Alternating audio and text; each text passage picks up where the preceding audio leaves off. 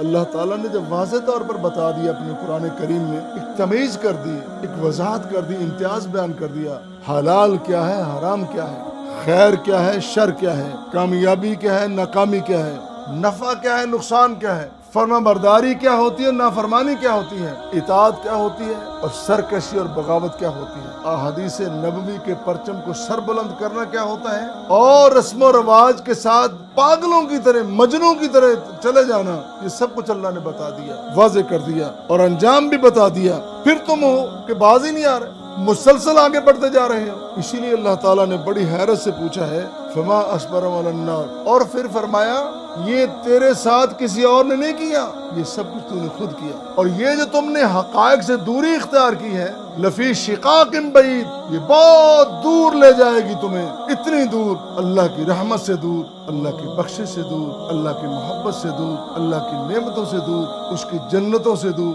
اور جہنم میں لے جا کے تمہیں پھینک دے گی۔ اللہ اس برے اور بھیانک انجام سے محفوظ فرمائے، اور دنیا میں چلتی سانسوں کے ساتھ ہمیں اپنی کتاب مقدس، اپنے پیارے پیغمبر کی پاک تعلیمات کے ساتھ پیار کرنے کی توفیق عطا فرمائے۔